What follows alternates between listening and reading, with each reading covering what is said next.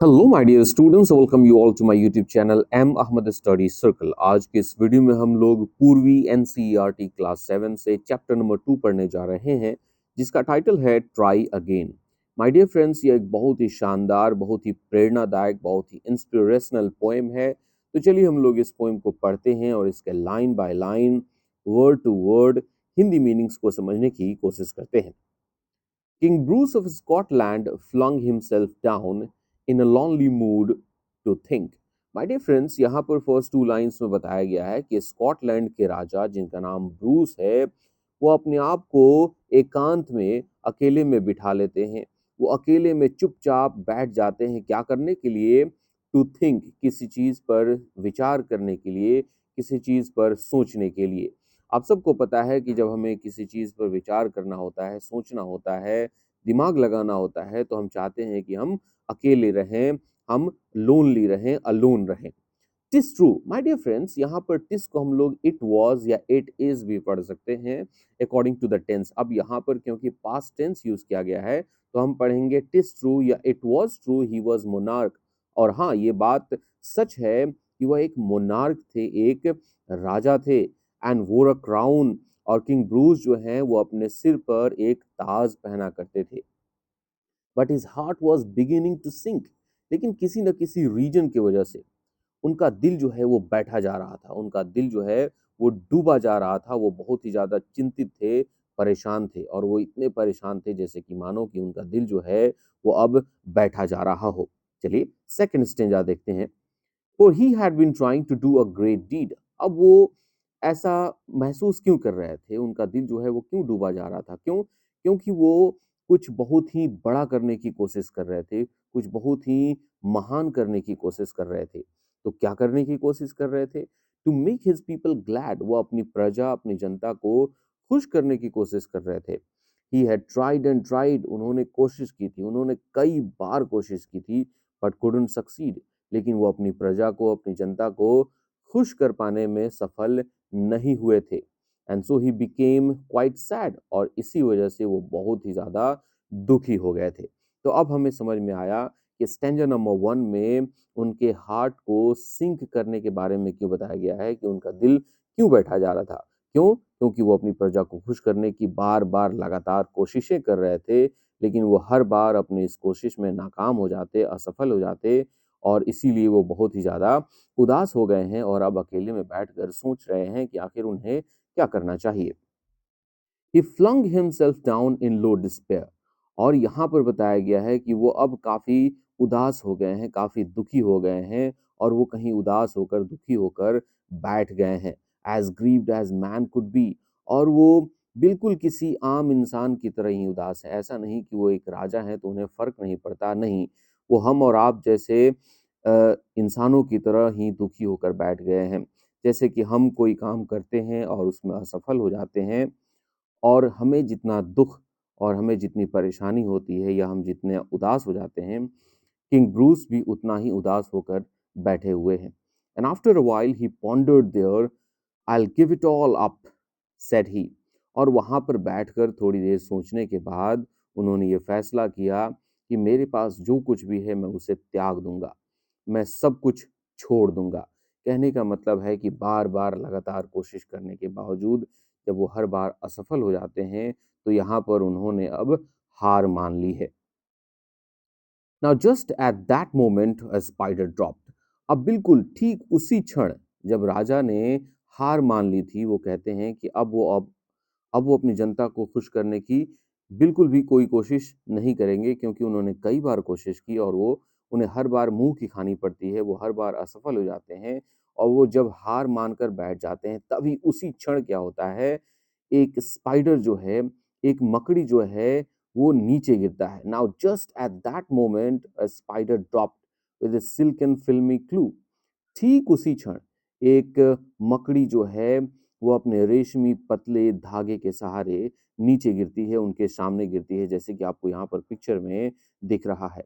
And the king in the midst of and the king in the midst of his thinking stopped to see what the spider would do, और राजा जो कि वहां पर अकेले में बैठकर सोच रहे थे, विचार कर रहे थे कि उन्हें आगे क्या करना चाहिए, क्या नहीं करना चाहिए, वो अचानक से रुक जाते हैं यह देखने के लिए कि आखिर ये अब मकड़ी क्या करेगी जो कि उतनी ऊंचाई से नीचे गिर गई है। It was a long way up to the ceiling dome। और राजा ने देखा कि छत के गुंबद तक पहुंचने का जो रास्ता था उस मकड़ी के लिए काफी लंबा था, मतलब वो मकड़ी जो है वो काफी ऊंचाई से नीचे गिरी हुई थी। And it hung by a rope so fine, और वो एक इतने से पतले, इतने से महीन धागे के सहारे लटकी हुई थी जो कि कभी भी टूट सकता था। And how it would get to its cobweb home, King Bruce could not divine। यहाँ पर डिवाइन का मतलब होता है अनुमान लगाना, सोचना या समझना। और अब किंग ब्रूस जो है वो यह अनुमान लगाने की कोशिश कर रहे थे, यह समझने की कोशिश कर रहे थे कि आखिरकार ये मकड़ी जो है वो अपने जाले वाले घर तक फिर कैसे पहुंचेगी जो कि इतनी ऊंचाई से नीचे गिरी हुई है। आप देख सकते हैं इस पिक्चर में इस दृश्य को काफी अच्छे से दर्शाया गया है। चलिए आगे देखते हैं। It soon began to cling and crawl straight up with strong endeavor। अब यहाँ पर उस मकड़ी की कोशिशों को बताया गया है कि कैसे उस मकड़ी ने तुरंत पूरी ताकत के साथ सीधे ऊपर चढ़ना और रेंगना शुरू कर दिया। But down it came with slippery sprawl. लेकिन हर बार जब वो मकड़ी ऊपर चढ़ने की कोशिश करती वो लड़खड़ा करके नीचे फिसल जाती, क्योंकि उसका जो धागा था वो काफी स्लिपरी था। As near to the ground as ever. और वो हर बार नीचे से ऊपर चढ़ती और वो फिर वहीं पर आ जाती, उतना ही नीचे आ जाती जितना कि वो पहले थी। तो उसका हर बार का ये जो प्रयास था वो व्यर्थ चला जाता था। Up it ran, not a second to stay, to utter the least complaint।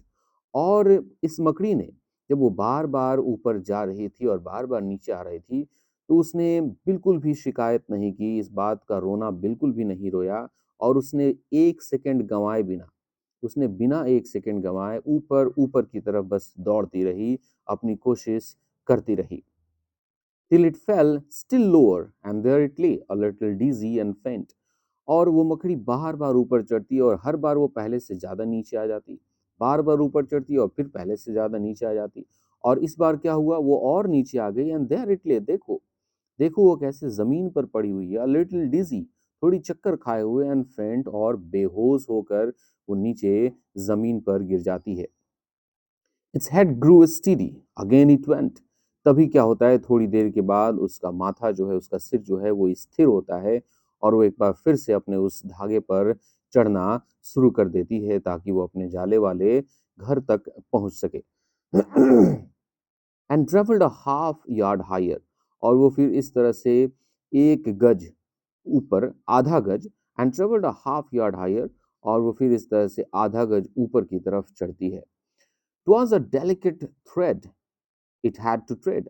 और जिस धागे के सहारे उसको ऊपर चढ़ना था वो काफी डेलिकेट था, काफी नाजुक था, काफी कमजोर था। तो इस बात का भी डर था कि वो चढ़ने की कोशिश करे और वो धागा कहीं टूट न जाए। तो हम देख सकते हैं कि इस मकड़ी के रास्ते में कितने सारी बाधाएं, कितने सारे चैलेंजेस देखने को मिल रही हैं।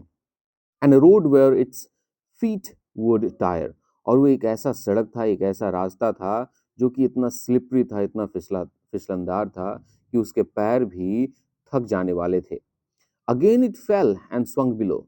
एक बार फिर से वो गिरी और नीचे झूलने लगी। उसने फिर से कोशिश की ऊपर चढ़ने की, वो लगभग आधे गज की ऊंचाई तक चढ़ गई थी, लेकिन एक बार फिर से वो नीचे गिरी और फिर नीचे झूलने लगी। But again it quickly mounted. लेकिन एक बार फिर से वो ऊपर चढ़ी। Till up and down now fast and slow. और वो ऊपर चढ़ती गई, कभी तेज, कभी धीरे, कभी तेज, कभी धीरे, लेकिन वो बस ऊपर चढ़ती गई। 9 ब्रीव attempts were counted.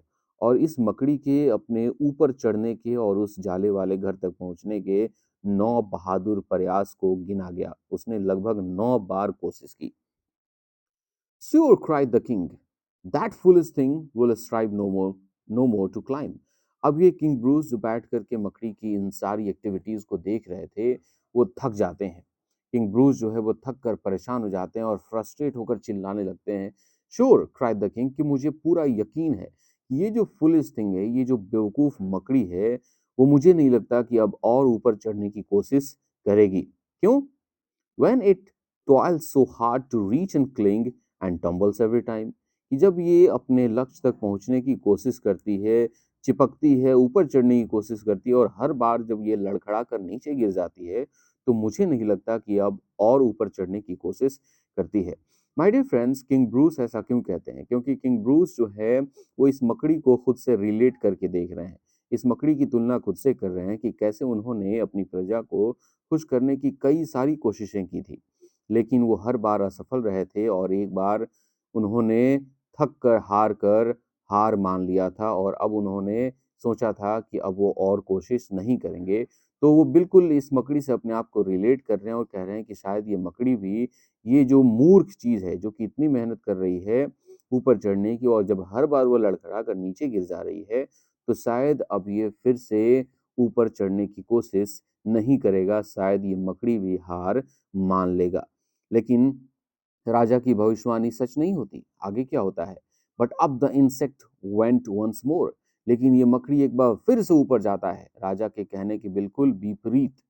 Ah me, it's an anxious minute. अब यहाँ पर जो किंग ब्रूस हैं वो एकदम चौंक जाते हैं। वो कहते हैं कि ये क्षण, ये मिनट जो है वो उनके लिए काफी काफी इम्पोर्टेंट है। मतलब उनको उन्होंने इस क्षण की कल्पना तक नहीं की थी कि ये मकड़ी एक बार फिर से कोशिश करेगी ऊपर चढ़ने की। He is only a foot from his cobweb door. और वो देखते हैं कि कैसे वो मकड़ी जो है वो अपने जाले वाले एक घर के दरवाजे से सिर्फ 1 फुट की दूरी पर है।